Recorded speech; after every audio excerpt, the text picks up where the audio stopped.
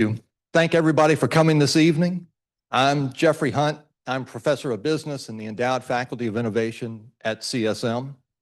So tonight, we're all here and we're coming to hopefully have a discussion, learn some information about global business innovation. And we're fortunate tonight to have a speaker with us who is going to enlighten us on those things. So Troy LeMay-Stovall is here tonight with us, and he is going to come speak to us. He is the CEO of TEDCO here in Maryland, and they are a leader in innovation, entrepreneurship here in Maryland, helping businesses to get started, to improve themselves. And we appreciate the fact that he is here with us this evening and is going to give us some insight and some pointers about things. So if you would please join me in welcoming him to the front. Troy, would you please come forward? Thank you. Test. Can the folks online hear me? They can hear me? Good. Thank you, Jeff. Thank you for that introduction. I appreciate that. Thank you for those that are online, folks that are here. So yes, my name is Troy LeMay-Stovall. I'm the CEO of TEDCO. First of all, I want to thank my boss and also a good friend and who's here here with the CSM, Ellen Flowers Fields, for your leadership, for your friendship, and your counsel to me. Kim, thanks for coming down. Kim is one of our key leaders in our federal opportunities that we'll talk about here tonight. So look, I've got some slides, and for those that know me, know that I tend to not follow a script. So I got these slides. We'll go through whatever you want, but I'd like to take a moment, whoever's here and whoever's online, could let us know what they like for me to talk about, what they like to hear about, whether around innovation, entrepreneurship, kind of what's happening, in the space. I'll take all those and I'll try to integrate that or talk about it separately, however you want to do it. So any comments from the folks online, or folks here in the room, things they want to hear about, that whether I cover them or not. Any comments, thoughts? Yes, Ellen.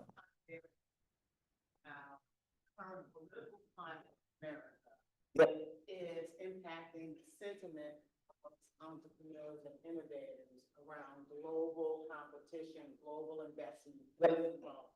So folks that may not have heard that, Ellen's question was around the current, and if I restated it correctly, please correct me, kind of the global, both macro and political, macroeconomic and political situation that's affecting, how that's impacting innovation, entrepreneurship, and I'll add something, how that brings it back home to what's happening locally with that. Yeah, absolutely. And I may even start with that if there's nothing else. Any thoughts, comments, questions from anybody?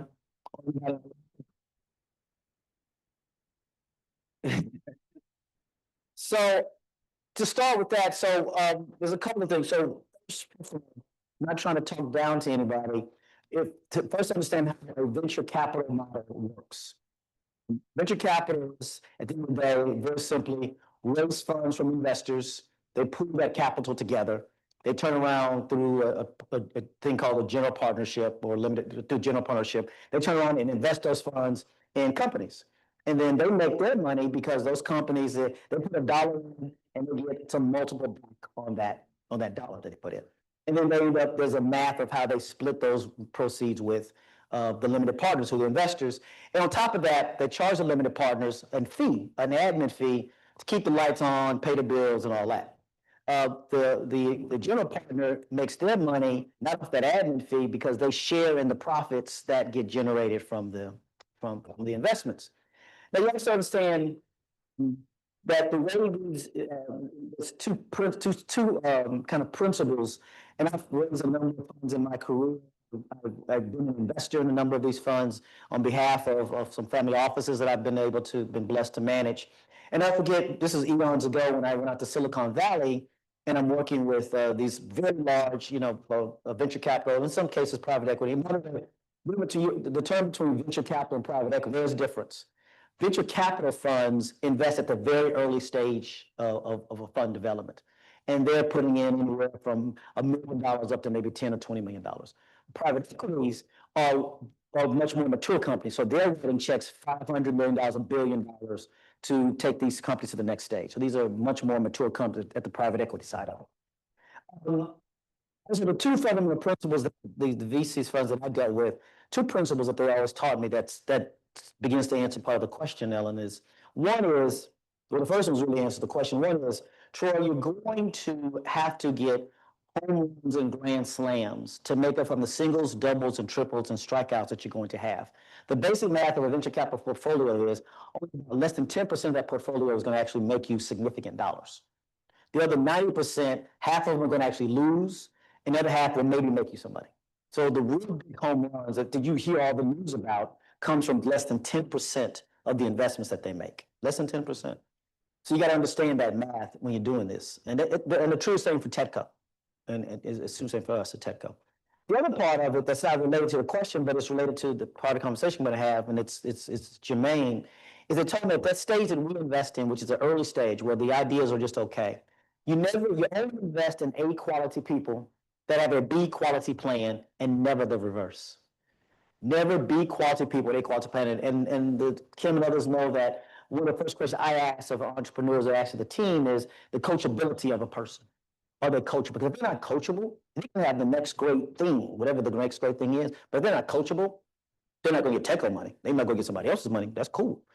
And so put all that together, the real way that these entities make money is, for the most part, I'm oversimplifying for this question, is through the IPO market. They initially get an initial public offering and they make a whole lot of money. The IPO market, for the most part, has been closed for the last 2 years and going on. So here's what's happening.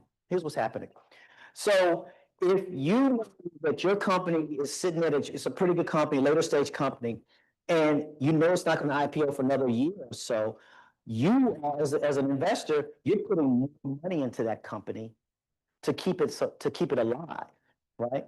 Which means now your returns you have some challenge with your returns. Well, what that really means, to answer your question, is new companies aren't getting funded. Newer companies are taking longer to get funded, and we're seeing, and that makes its way down to where we are at TEDCO.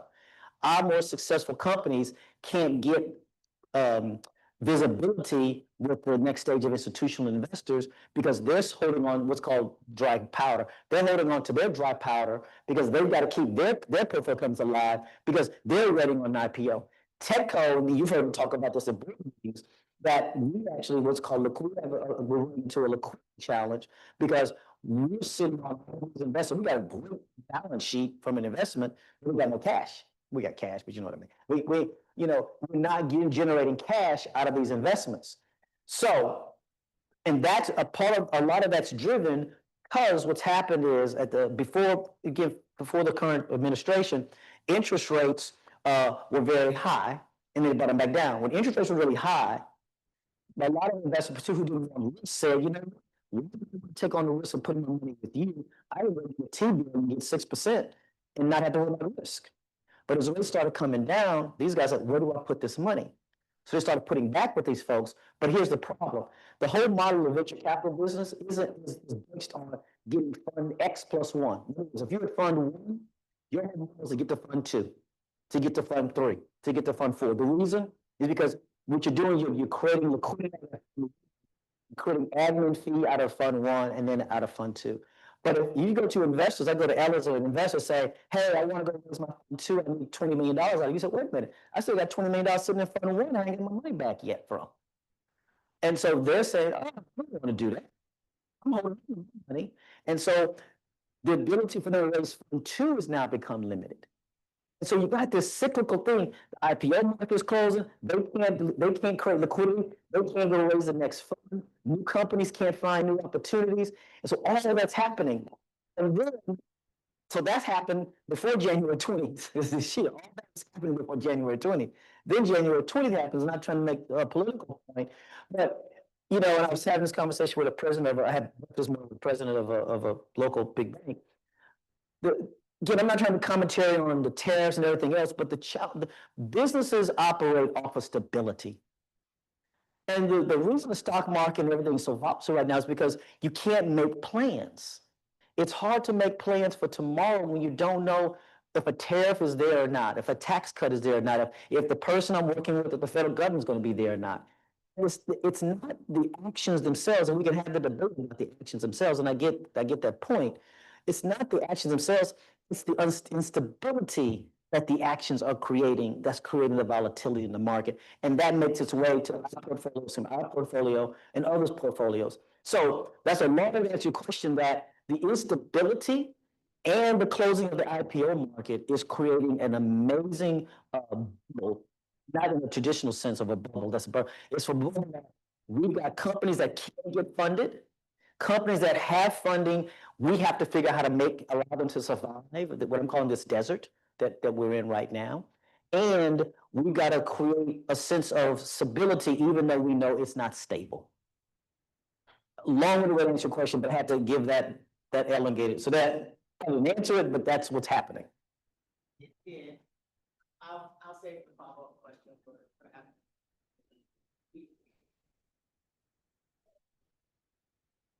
I was just saying, I'll save the follow-up. Sure. When we talk about this in detail. No. You gonna ask something? Working now. So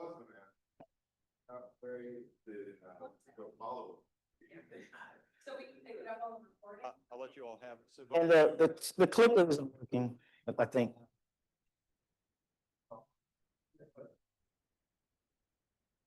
Maybe me, maybe probably there too.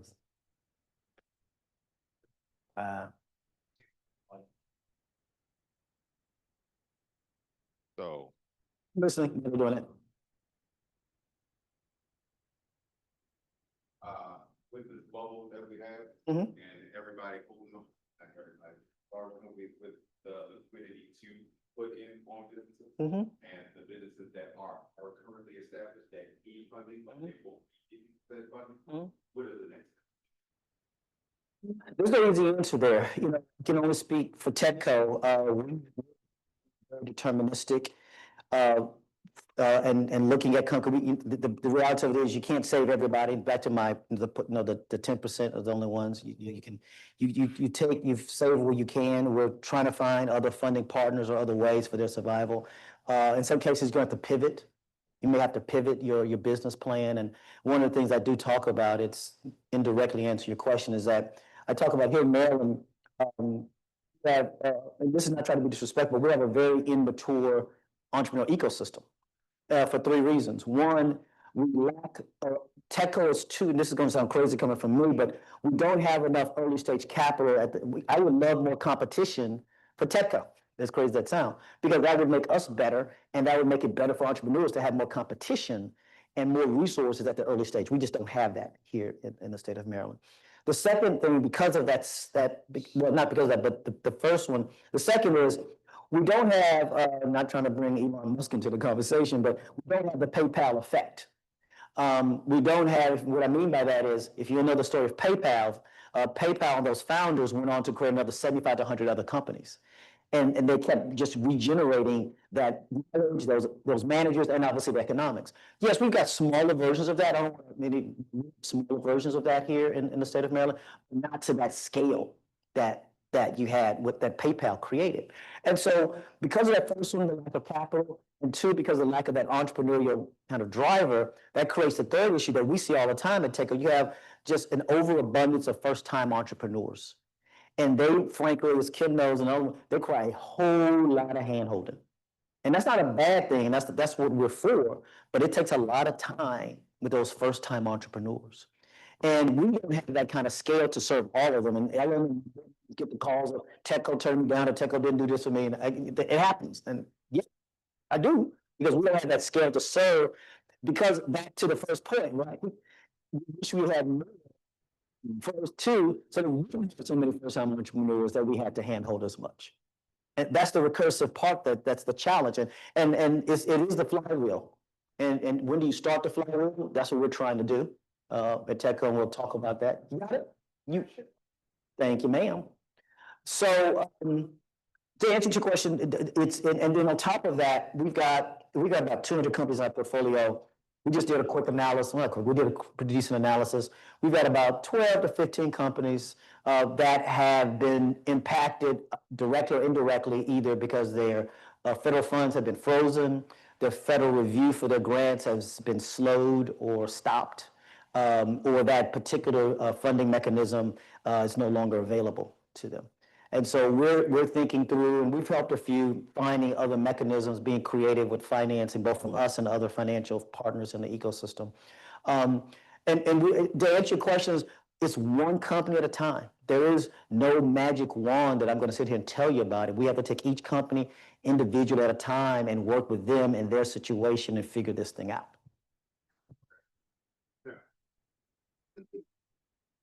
Based off of what you just said, you just basically opened the window for an entirely new, not really new, but a smaller tech code. I would love that. I would love it. Like you were obviously doing everything with the big community focus, right? Shorthand. Take myself, brand new entrepreneur. Mm-hmm. In the event, let's call that event now, where I need some more money. Mm-hmm. And I can't call Techco. Techco don't have no, let's just call it an agreement for now. What another company that's trying to do what Techco is, but it's not as big as Techco. Does that sound like I do that. Look, what I tell the team all the time is when we get to the situation where we have to tell somebody no, we never tell you no. And can be perfect. It's never no. It is no, but. It is no, but. But now, to be perfectly transparent, honest, we have to be careful that no but, because what people are looking for, they're looking for a checklist. They want us to say, you do these 3 things and you can get funded. That's not how the game comes. The biggest things that we're supposed to be doing as tech is not just to write you a check, it's to get you ready for an institutional investor, to get you ready for the big boys and the big girls. That's our job.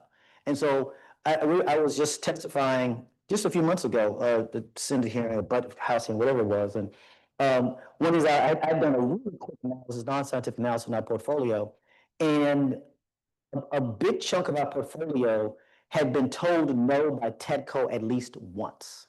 At least once. Been told no by TEDCO at least once. And there was a gentleman that I think was stem cell, one of our stem cell portfolio companies that said, yep, they turned me down twice. And it was the 2 best turndowns that have happened in my life because I got better. And too many entrepreneurs, and I'll say this publicly, particularly people of color and women, their first reaction is they turn me down because I'm Black or because I'm a woman. And she can tell you I get the phone calls, I get the emails all the time. And that's just not the case. That's just not the case. Either we didn't see the coachability, we didn't see a market, we didn't see the product, you didn't sell it right. And we have a ton of folks at TechCo, which I'll talk about, that help you get better, to get you what we call venture ready. We get you venture ready. That doesn't mean we're going to fund you just because you go through one of our services, but it means you are ready to present your idea. It may not be that we will do it, because then we have limited resources, and we can only fund so many. That's just the truth. And that's any venture capital organization. Right. So, Corey, can I build on that to his point about the connection, your stitching model. The ecosystem Right. stitching model that TechCo has been a champion of under your leadership, and how that network builds support for businesses at different stages. Yeah, so I was going to talk, I'll go do it now. So I grew up in Houston, Texas. I grew up Catholic, which a Black Catholic in the South in 60s, 70s, that's a whole nother story. Part of that story is I actually went to seminary too, for a lot, like this long.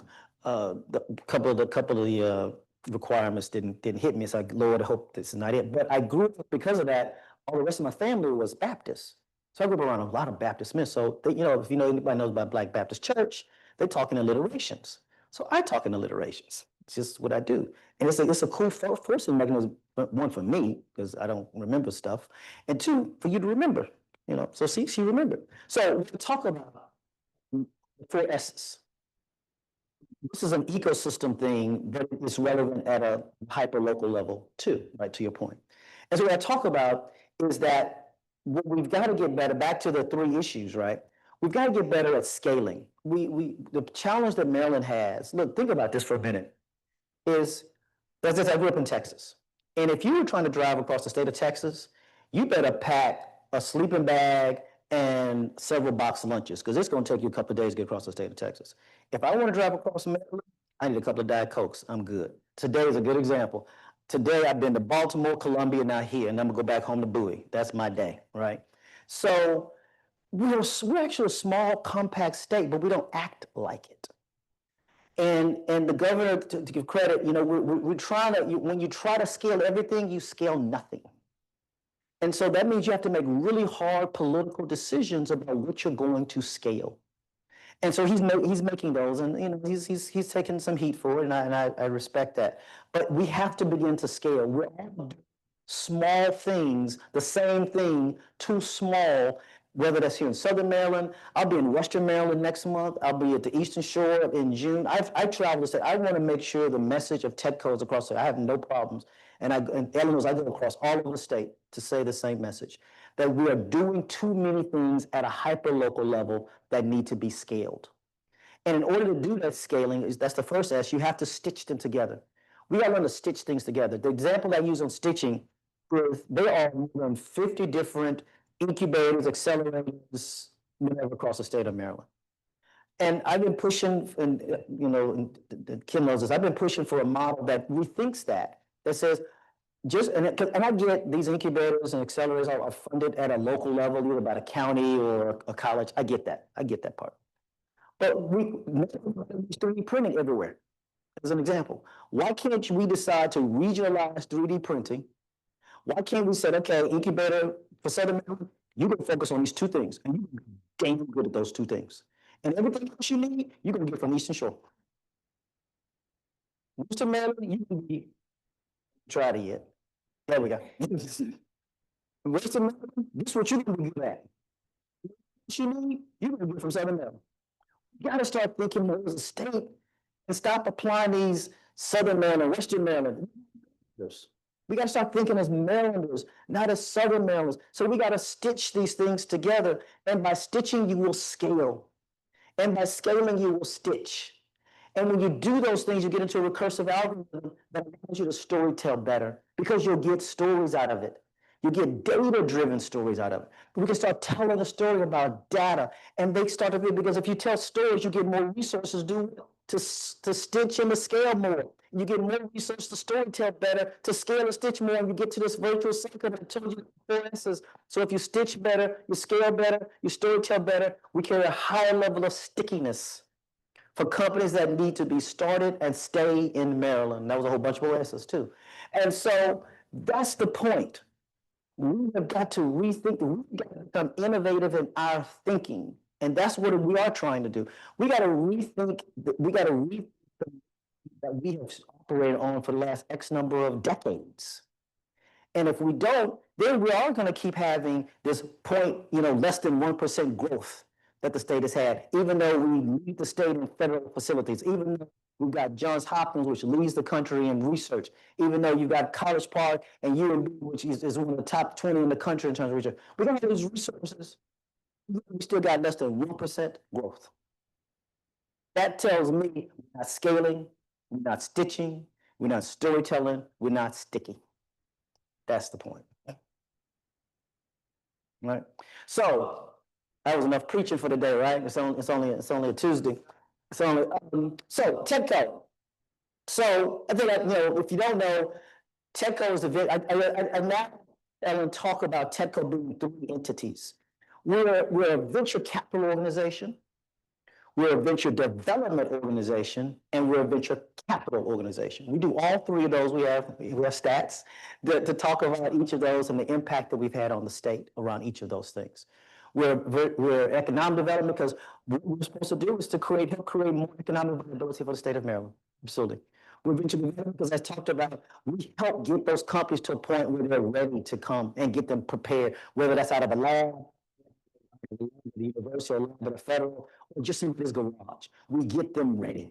And then do investments in them. And investing in the ecosystem, you hear me talk about we do investments in the ecosystem to get them ready. So we don't just send an entrepreneur out there and say, hey, here's a check, good luck. We say, what do you need? You need a lawyer? We got that. You need some talent? We got that. You need a wet lab? We got that. What do you need? What do you need for your success? And let me be clear, we need to accelerate. The key word that they try to hear is how do we accelerate? Because here's the point. Here's the selfish point. If we can do some stuff differently here in Maryland, where just 10% of our portfolio is accelerated. In other words, if it only takes 3 years to get to a certain point for a certain sector, and we can get our companies, 10% of our companies to get done in 2 years, outside investors will say, what the hell is going on in Maryland? And they're going to accrue that not to the 10%, it's going to accrue to the other 90. We'll gain because of the 10. So we ain't got to figure this out for everybody. 10%. And that will create the momentum for the rest of them. Because outside investors will say, why the hell are they getting it done in 2 years? Most of my portfolio takes 30 to 40 years to get to that same point. That's what we got to do. 10%. That should be the bogey. And it doesn't be just tech portfolio. To 10% of companies that are in the state of Maryland, if we can accelerate them even by 3 months faster than the national average, investors will ask, what the hell is going on in Maryland? And that accretion will come to everybody, including TEDCO. That's the point of what we do. Now, Question. What's the competitive proposition for global investment now? Like, where do we we have to be different. We can't be the same. We have to show that what we are doing isn't just about taking stuff out of a federal lab. There's 10 or 20 other states that do it way better than we do, and they got a whole lot less assets than we do, a whole lot less. And she's trying to help accelerate that. But if we can start to accelerate that and do it differently than the rest of the country, someone's going to ask, what the heck going on in Maryland? That's the question we should be asking ourselves. How do we create that? That should be the tagline. How do we create what the heck going on in Maryland? That's the bumper sticker. Yes, ma'am. Where's the mic? How do we create that? What the heck going on in Maryland? I'm going to say something else. You say something else. I'm a mixed company.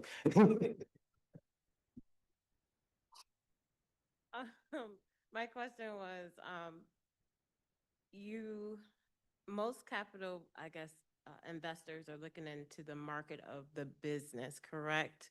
Or like what industry of what they're going to invest in? Okay. What I found is that I'm not originally from Maryland either. I'm from New York. Okay. But I found that the industries here are very limited in what areas of growth. I specialize in more of like the holistic portion of healthcare, Okay. but there's not a big investment in that area That's true. at all. That's true. And I feel like it's barely underserved in this, I guess, in this state. Yeah. So, couple of comments there. So, on TECO, by statute, by law, we can only invest in technology-enabled or life science-enabled companies. That's all we can invest in. So, Okay. So, and I'll deal with that now. So, we believe that any company can be a tech-enabled company. So here's some examples that I give. So the first is, y'all all seem to be of age, so y'all get this. Well, you might not be. Anyway, so if George Jefferson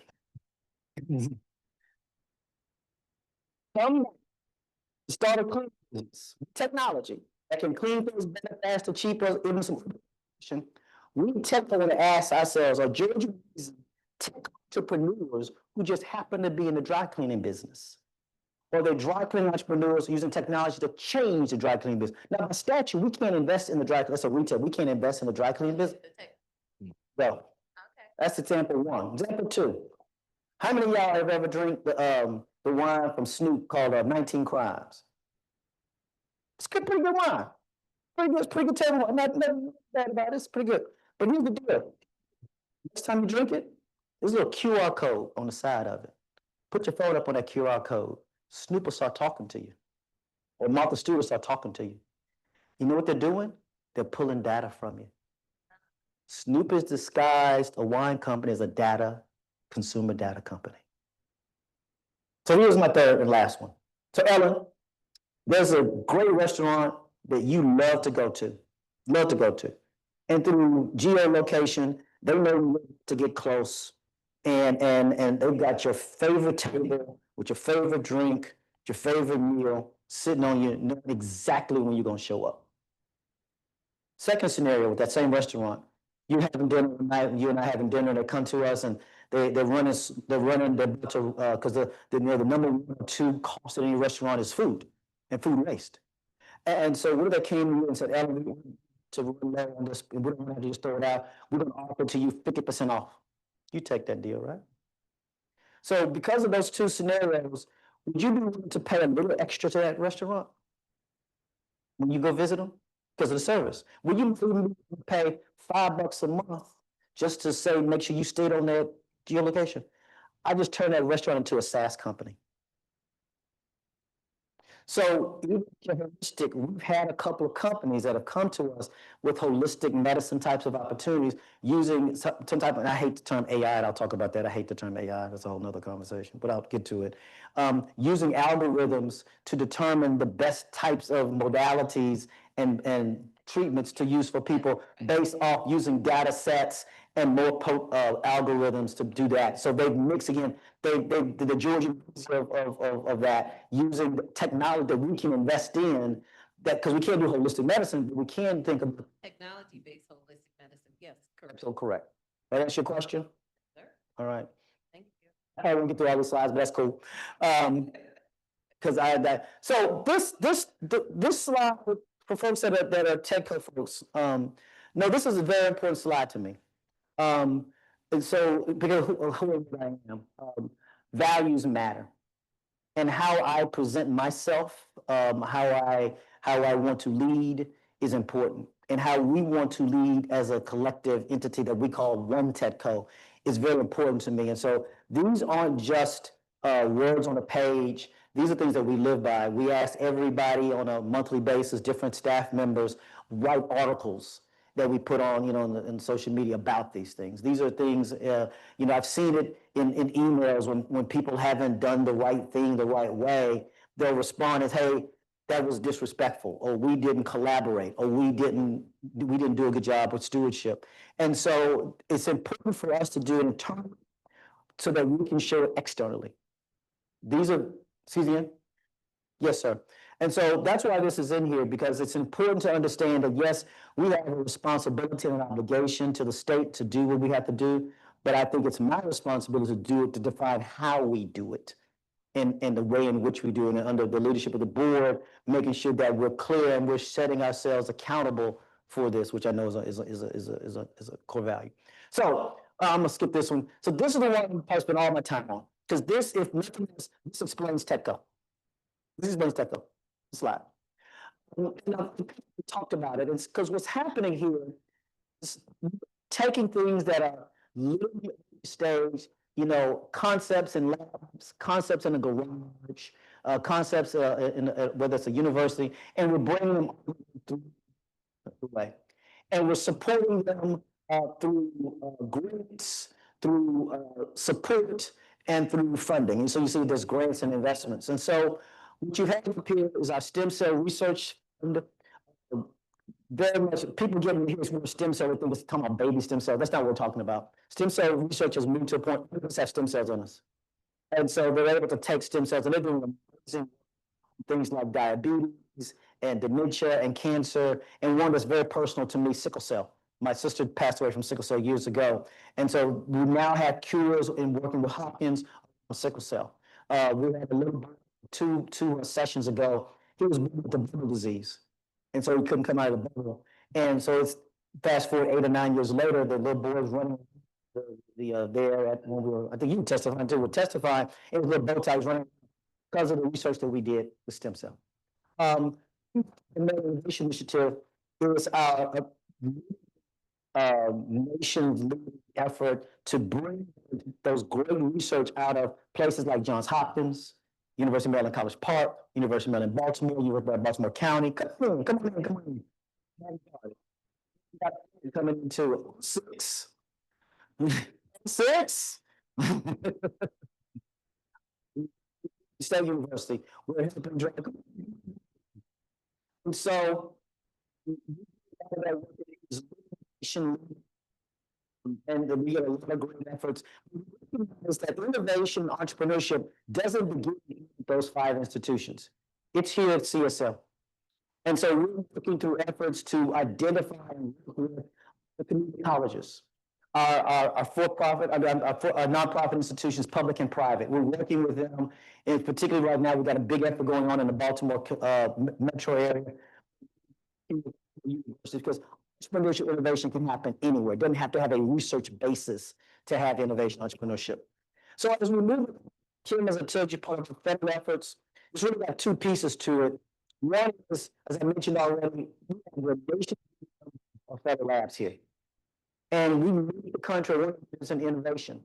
We're very poor at turning innovation into commercialization opportunity. We just are not good. So Kim's done some efforts that we've got some great funding to try to accelerate that, to think differently about it, and to be innovative about it. The other side of our federal programs is also to look at, there's 3 parts. Then we've also got a part in deaf tech. And I think that's actually going to be a big future for us as we think about how do we think differently about where this funding opportunity is going to lie. There's this great book there right now. This is a little commercial called The Technological Republic. I've issued 4 or 5 books. It's a tech I've been reading. The latest one we just came out is called The Technological Republic. It's by the co-founder of a software company called Planeteer.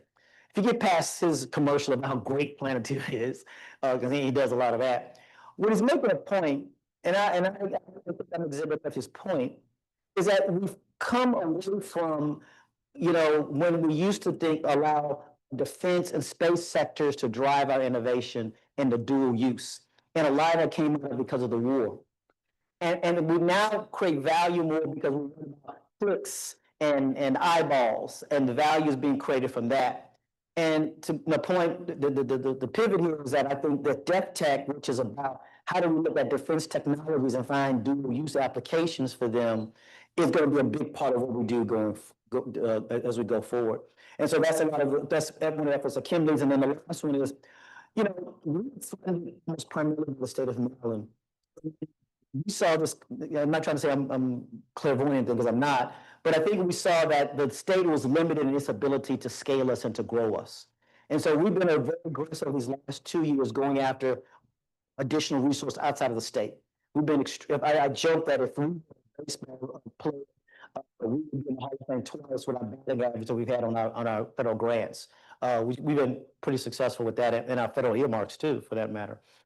And we're going also after dollars from the philanthropic and even from we're going to raise a venture capital fund, a very non-traditional venture capital fund.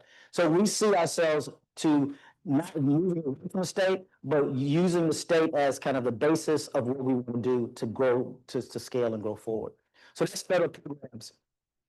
Now, we're sitting here in the state, and we said that we've got to think differently about how do we support and identify opportunities that exist in our rural parts of the state. And so years ago, before it started, we put individuals, we divided the state in 4 areas, and we put someone in each of those areas. And we know that's not enough people, but that's what we have the resources to do. And so those individuals, their job is to stitch and scale those local ecosystems. We're entities that are there that can help that entrepreneur locally. And that's been very successful. We call it the Rural Business Innovation Initiative.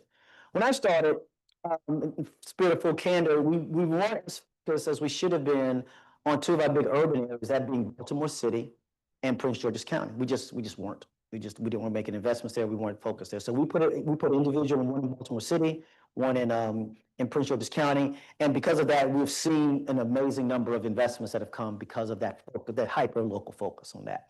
And so we call the 2 together Ruby, but they also, through those Ruby efforts, we have funds at the early stage, And we also just recently launched through our venture development organization, which isn't up here, that's all under what we call our venture development group. That's the group that gets you ready to come to venture capital, and then after you get the money, accelerating your growth.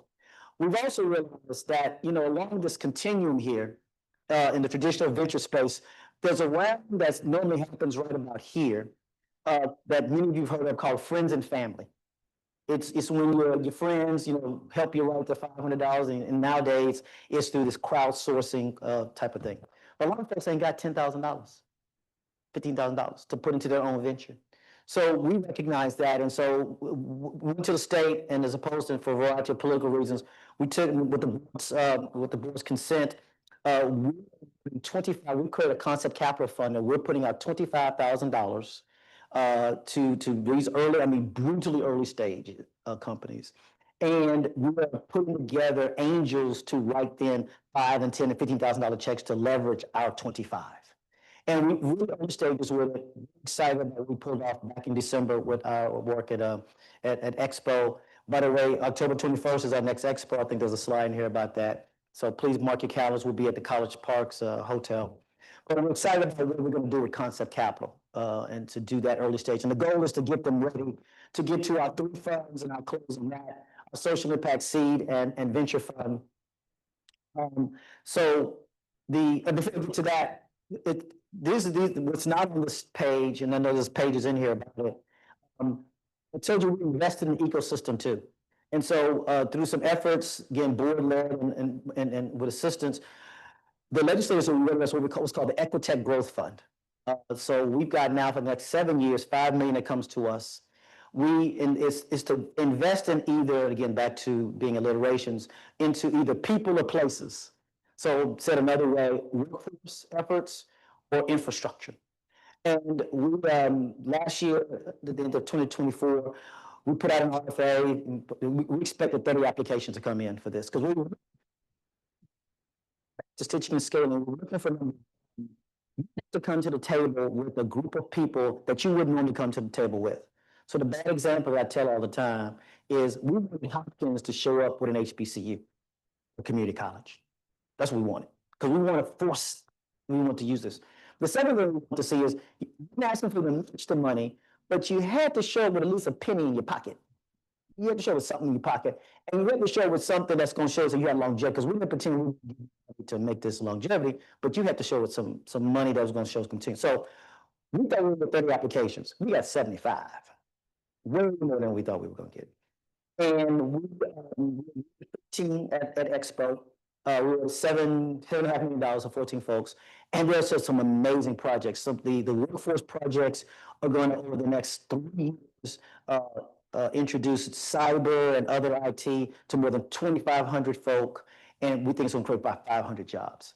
The infrastructure stuff is going to be looking at clean energy stuff. It's looking at some renewable energy stuff. I mean, some really cool stuff that we got, and some partnerships with HBCUs, with community-based groups. We put this stuff all over the state. I can't remember who was here. I should remember that, but I know there's one up into this here for Southern Maryland. The state got parts of money. It was intentional, that investment. And so all this leads to our venture, venture fund. So I'm going to close on this, and I'm not going to go through all these slides. There's one more I'll look at.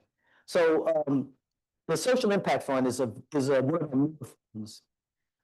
We know, back to the point you just made, that there are going to be folks who will come to us with great ideas, but TechCo will be the only institutional investor that's going to be interested in that idea. And we can with that. And this is the cool about our model. Yes, we got to make money, because a lot of these monies, we already got the money from the state, so we have to make money to, frankly, pay the bills and do that kind of stuff. Just we got to make money. I mean, this is capitalism. But because of our model, we have to make money on every single deal. And so we can have social impact where we can get, you can just pay us back the money we put in. And you could be out here in Southern Maryland, you could be here in Indian Hill, having a $3, $4, $5 million company, paying great wages, making the impact. And let me tell you, and I say this, we will celebrate that victory just as much as we do when we get a 10x return or a 20x return, which we do get on our venture fund companies. So that's the cool thing about social impact. But again, we've only been doing this for 3 years with our social impact funds. I think it's not public yet, but we put about $500,000 into one of the companies. We're only going to create a liquidity event from a social impact investment that we make. Because we haven't been able to make it, and it's going to give us at least a 2x return. It may even be greater than that. And it's a Black female-owned company. I can't wait till we're able to announce that one. So as you move across this continuum, so at this stage, down here, you got a concept. Back to, A person, B idea, right? We got a bunch of B ideas happening back here. And so as we move up, we're going to make it to be B plus, right? But still being an A person, can't lose that. And so as you get up here to the C funds, you probably have a B plus idea, you probably have what's called a proof of concept, MVP, POC as they're called in the business. And you may have some paying customers, but you got a couple of beta customers. And so we've got seed funds, various funds to put, and I didn't say this. So at the social impact level, we're writing checks from about $100,000 up to about $500,000. The seed, we're writing checks from about $250,000 up to about $1 million. And so we can stack the money. So we got a couple of companies, we got $3 or $4 million in. And then at the venture fund, those are companies that are obviously later stage, they're doing well, customers on the tech side, on the life science side, they've shown some success in their clinical trials, have a pathway to FDA. And so venture funds, we can write a check as high as $2.5 million out of our venture fund portfolio. And out of this whole portfolio, we have about 200 companies that our team is managed. We have a team of 6 folks that manage it, in addition to Kim's team, whatever. And then at the bottom here, you can't see it because of the thing. Underneath here, we got a marketing and development team. They do, led by Terry Thomas. They're doing a tremendous job of storytelling, but also working these portfolio companies, getting them on platform, getting them on social media, getting them on paid, so they get their share. So they get access and scale that they couldn't get on their own. We were able to provide that. And obviously, what you also don't see here is our finance and operation team. They knit it all, they stitch it all together and make it all happen. So the only last thing I did, again, there's a bunch of other stuff in here, details about everything I just I talked about. But the one I want to go to, and any questions, just is, yes. So this is back to being a venture capital, venture development, venture capital organization, economic development organization. This is the story behind all 3 of those. This is how we tell that story. We tell the story because we had impact on the state almost 3. And that 2.7 is understated because there's just pieces that we haven't been able to. We've been working with University of Baltimore on this, just being able to count. And so we know that number is over 3 billion.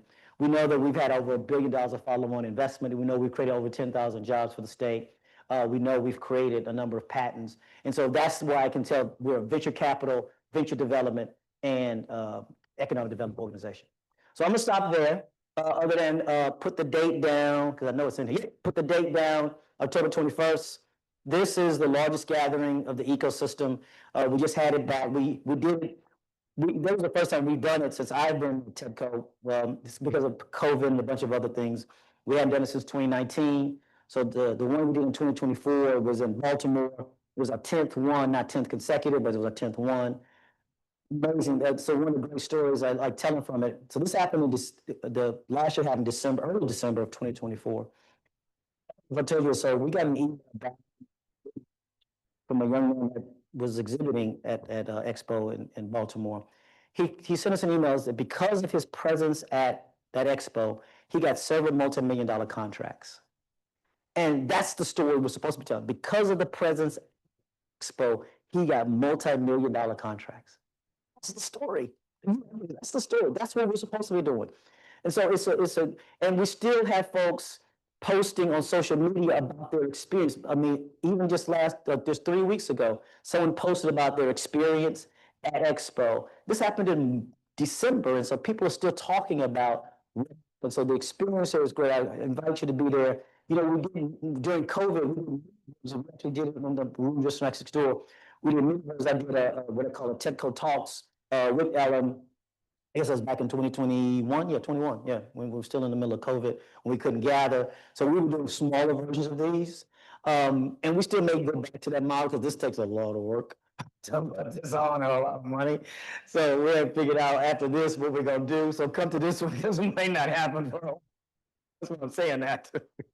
This is a lot of work and a lot of energy, but it's a lot of fun. And it's highly impactful. So I'm gonna stop there. and take any questions or comments or thoughts. Yes, Ella. So,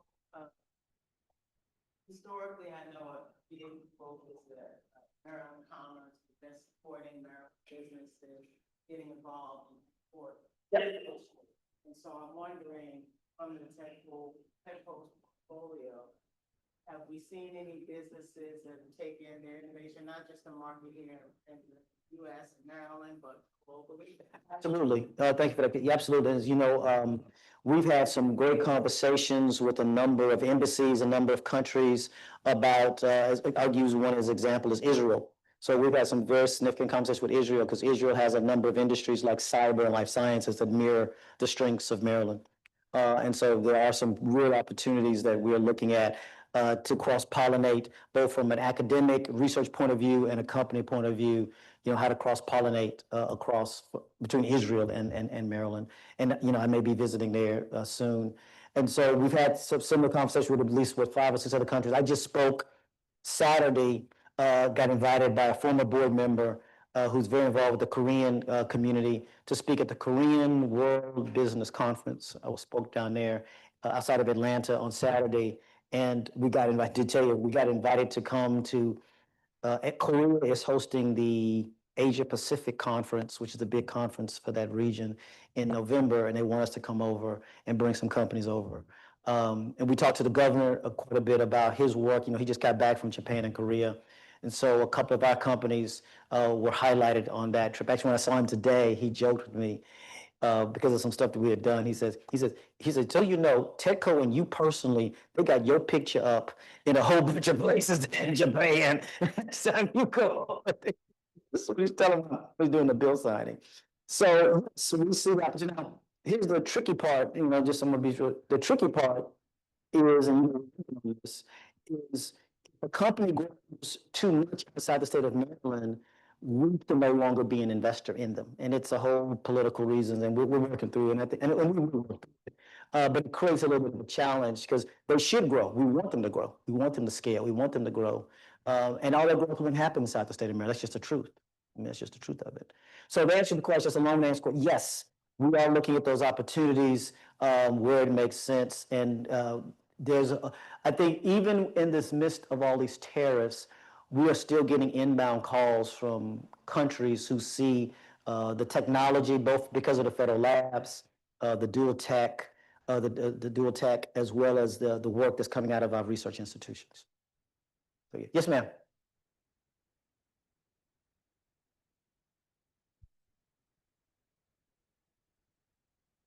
Yep. So not to get, because there's about politics. Yes, so we have to liquidate our holding in that company by law. If they have more than 51% of their employees outside the state of Maryland, we have to immediately liquidate that position. And I won't take you through why that's a pain, but we're working with the governor and the legislators to change that. And we get why historically that was the case. I understand the historic reasons why that, but we're now, I didn't say this, but Tecco's now 26 years old. And, I tell people, name me a technology that's more than 20 years old that doesn't have another version of it. And so just like that, we have to be innovative. And I know that's hard sometimes for politicians to hear, but we do have to have some innovation and more flexibility in what we do. There's no question in my mind about that. And the board supports that. So we just got to make it happen. We got to work through the politics of it. Yes, sir. Yes, Fred? Thank you for that question. Yes, I didn't say that. So, first of all, visit our website, technomd.com. A lot of great information that Tam and her team put out there. And we're about to actually make some changes to that we're going to be showing the board here in about a month. So we're avoiding that part. First of all, you saw those 3 funds. Don't worry about that. If you apply to any of them. Figure it out. We're going to change that model where will apply to Tecco and we'll figure it out for you. I'm going to answer your question. The analogy that I have is we want you to come into the Tecco house, like the House of Alpha. We want you to come into the Tecco house and we're going to assign you a virtual concierge, and that virtual concierge will walk you to the rooms of the house that we think are relevant based off of where you are. But then the cool part of what we want to do over time is we're going to be watching you. And we're going to be able to say, hey, man, you're about to, in the next 4 to 5 months, you're going to need to come back and go to another room that you didn't even know about this over here. You need to go up to the attic and check it out. Check out what's that big basement where the party's going on. You got to go down there. And so we're going to be able to collect data, back to my point about getting more information about you to predict your journey. And that's what we're calling your journey, and being able to hold you accountable and hold us accountable for that journey. But to come to that door, to answer your question more directly, you have to have a presence in the state of Maryland. You don't have to be based. It's an important distinction. You have to have an office with a lease that we can validate in the state of Maryland. That's one. Two, you have to have 51% of your employees in the state of Maryland. Now, the math is really easy when it's just one, and it's even easier when it's just two, which is what most of our companies are when they show up at our door. It's either one or two, maybe three every once in a while. So, if it's one, you got to be here. If it's two, one of y'all got to be here. So, and we need validation of that. And then lastly, you guys want to hear when I talked about this, but we cannot invest in retail companies. We can invest in technology companies that are serving a retail space, absolutely. But we cannot, by law, invest in retail companies. So that's basically it. So the process is at a rules level on the investment funds. Kim's got a little bit different process for Def Tech, because those are things that are coming out of our federal labs. So it's a little bit different process. If I would call it a little bit more, even more formal process than we have on the investment side. On the investment side, you'll go to the website, you'll apply this information, and there's actually going to be a whole new screening criteria. We're going to ask people to fill out in the next month or two. But anyway, so you'll apply. They will produce out of that what's called a screening memo. The screening memo just basically asks what I said, are you in Maryland? You're not a liquor store. It's my silliness. You're not a liquor store, and you got folks in Maryland. Good.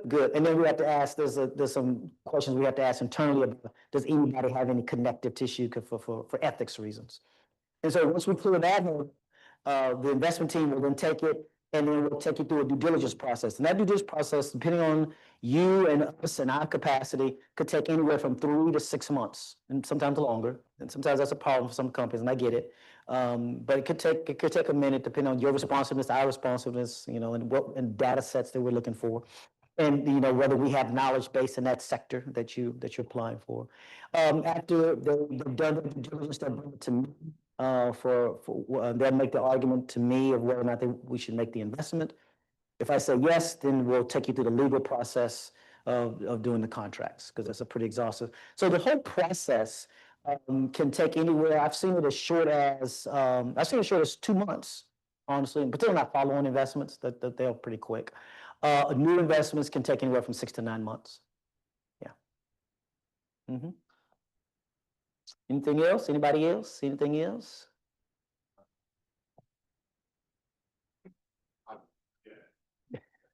I don't do anything for retail, though. No, by law, Yeah. cannot. By law. Why? By law. So we have a program called Bridge. Got about Bridge. Thank you for Bridge. But we can work with. Yeah. So again, the T in Techco is technology. So when they started us 26 years ago, the thinking, honestly, there's actually another deck. When Techco started, it actually was started focused just on tech commercialization out of the universities and out of the federal labs. That was it. That's where it started. So it's always had this basis of technology and life sciences. To answer your question more directly, that's the domain of commerce, is to help those retail-oriented companies. And so there's a goal to kind of make sure that there's not overlapping, because there is. And so the goal was to, back then, commerce didn't have the expertise to do some of this tech-based economic development. And you see this in a lot of states. And so they know how to help the cleaners get set up, but to get a company that's going to be spun out of Hopkins, that's a whole different conversation. And so that's why there's separation. And and by the way, I'm fully supportive of it. I have no desire to go help that. Now, that said, to Kim's point, the cool thing is that back to the high batting average, we got $10 million. We were the first entity in the country to get funding out of this particular bucket of money that we got. And we actually had a huge press conference about it. So it's called Bridge. I can never remember the acronym stands for when I was a kid, but I can't remember what the acronym stands for. I can't even remember. But the point of it is to do two things. One is to help companies in that Remember I talked about getting you ready for venture, getting you ready to be venture ready, and then getting you accelerated? It's to do that. It's to how do I get you accelerated to get ready to be venture ready, and to, once you got money, how do I accelerate what you do? We can do that now with Bridge, with any kind of company, because we're gonna be working with, on top of the other cooler thing about it, yes, we're Maryland, but Bridge is gonna allow us to work with the University of Delaware in Delaware, Howard University in DC, and George Mason University in Virginia, and then here in Maryland, College Park. And so we're really, really excited about this. And so, yeah, Kim's right, we're still in the early stages of developing, the what of it. So one of the, there's like 7 or 8 programs under, one of the cool ones that Kim knows that I get really excited about, is what we call back office in a box. Remember I talked about that we have 10% of our portfolio was doing something better, faster, and other investors will look at. So what if this? What if, because right now, what if in a back office? Because most entrepreneurs, they don't know anything about accounting, payroll, IT, all that stuff. What if we could put into a box best-in-class legal, accounting, finance, payroll, into a box that's subsidized, and entrepreneurs could eat out of that box, Chinese buffet, $10 a month, just to make up a number, $10 a month, but get best-in-class services out of that box. But they're getting best-in-class services. Again, outside investors are going to look at Maryland, because even if, again, 10%, if 10% take advantage of this, they're going to ask us, so wait a minute, most of my companies are spending $100 a month or $1,000 a month on that back office. They're spending $1 on it in Maryland? What the heck's going on? What the heck's going on in Maryland? That's about acceleration. So that's what Bridge is really about, is accelerating these entrepreneurs along their journey, and in many cases, transitioning those who are pure retail into tech-enabled retail. Yep. And so stand by. It seems that Citgo wants the world to be a technology company, and wherever you go. I believe that. This is, I believe that. they Yes. have to take it down. I think everything can and should have. I believe that. I believe about that. I absolutely believe that. Well, I mean, I believe that. either gonna happen or. When I like to remember the Jetsons, right? Jetsons. And when you look at the Jetsons, think about it. Almost everything you saw in the Jetsons is now here today. I was talking to somebody today about they want to bring a flying car company to Southern Maryland, because look, you already have the infrastructure. You already have the drones. You have all the cool stuff around that. Why not the next step being flying cars? And he was quite serious. He's going to buy the ticket. But my point is, Jetsons is, I'm old enough to remember the Jetsons, right? And most of that stuff is available, right? And so why not? Why not? Yeah. No, yeah. With that part, but I know folks here in Southern Maryland work with the FAA to figure out the drones allocation of resources, the drone spaces and all that stuff. And the government will the government is always a challenge. Look, think about it. The government is now just starting to think about how to regulate Facebook. They're how to break up Facebook. I mean, the next Facebook is already out there, and they're just now figuring out that Facebook's a monopoly. I just saw something that Google is a monopoly. Really? You just figuring it out? Google. And so the government is always going to be behind these things. I mean, not behind, but trailing the adaptability, the law adaptability. That shouldn't stop innovation. That shouldn't prevent innovation. That's what I fundamentally believe that. And so, yeah, I make no apologies that I'm an engineer, computer scientist by training. I worked on the space shuttle. I've worked on a bunch of cool stuff from Bell Labs. So I've seen cool. I've worked on, when I was at Stanford, I worked on with the beginnings of the internet. We did distributed databases and neural networks, what we would call AI today. I did all that stuff back in the 80s. So. Can you explain to me real quick, because I want you like AI? No, sorry, no, and here's the problem with AI. So here's the deal with AI. Thank you for that question. AI is a term that's been around since the 1950s, number one. It's been called a whole bunch of things, like I just said, neural networks and distributed data analytics and all that stuff. Here's the real deal on AI. Again, I think everybody in this room is old enough to remember when the personal computer showed up on our desk, we were like, what the heck is this thing? This thing's gonna change the world, right? We were scared. Remember all we were scared about this thing. This thing is gonna change everything. Chat GPT is the same thing.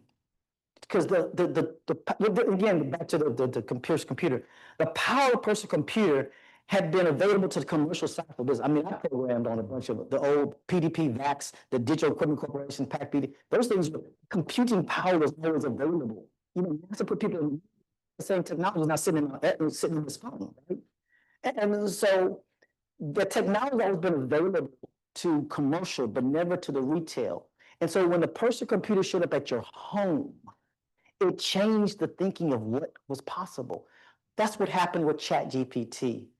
That's saying, look, we've been having AI. Siri was AI. I mean, Siri was AI. Siri was AI. Yeah, it was AI, but it still was AI.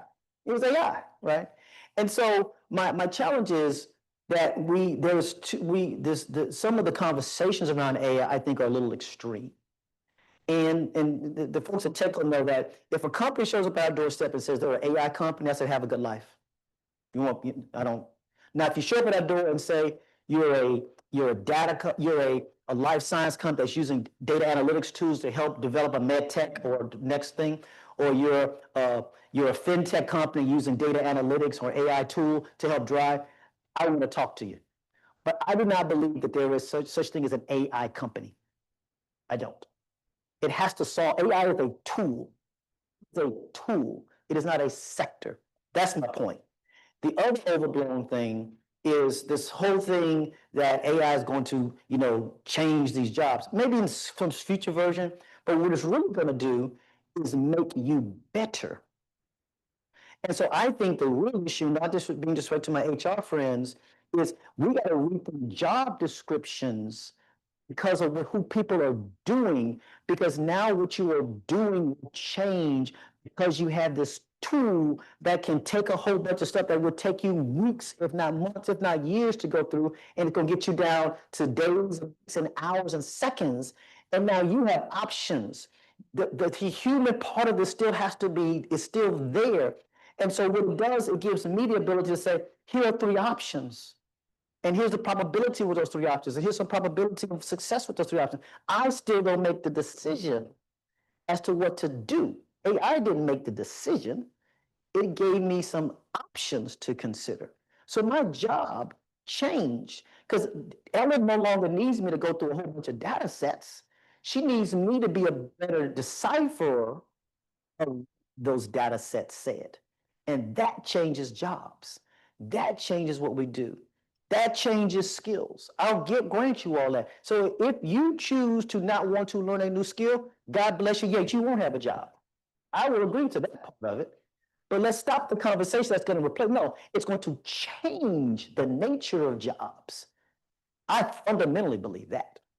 So that's my diatribe on AI.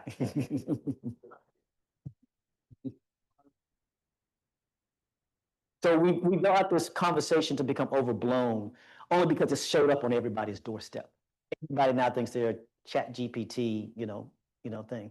And the other thing I didn't say on that, what I'm really worried about, I think we're only focused on the algorithms.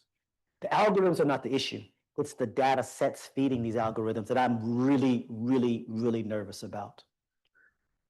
Where they come from, who decides which data goes in, who makes it? How does it get shared? Because think about it, when I feed data into this algorithm, it's learning, right? It's also learning from other elements. So, and we just had this conversation today at TEDCO because we're about to use a tool. So if it's feeding this and it's also learning from other people, how much of our data is it sharing with the other folks so it can learn better to help us be better? And so there's going to be a whole understanding of these data sets and who decides which data feeds into that algorithm. So it's too much focus on the algorithm, in my opinion, and not enough on the data feeding these things. Because these data sets are biased, they are limited, and the algorithm only does what it's being taught to do. So the algorithm is the problem. Algorithm just does what it's taught to do. The problem is the data.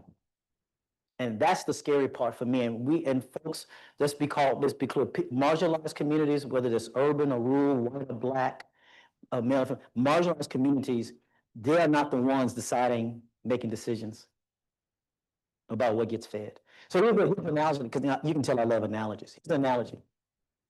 So if you eat nothing but desserts, what's the doctor gonna tell you? There you go. If you eat nothing but wheat, what's the doctor gonna tell you? So the feeding this thing, feeding it. That's the question we have to start asking. What's being fed to it? Because if I only feed it desserts, if I only feed, I'm gonna have diabetes or heart attack.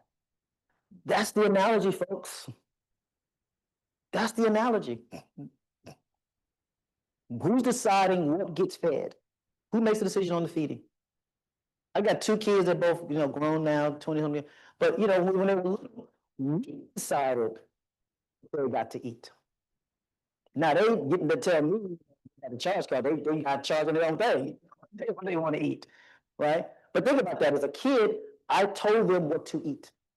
My daughter, when she was 2, she couldn't tell me what she wanted to eat. She could talk, and she could just decide not to eat certain things. But I got to decide. My wife not decided what she got fed.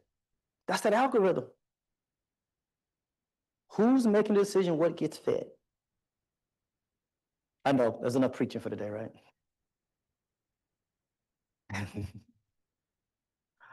Thank you all. Thank you. Thank you, Jeff. Thank you so much.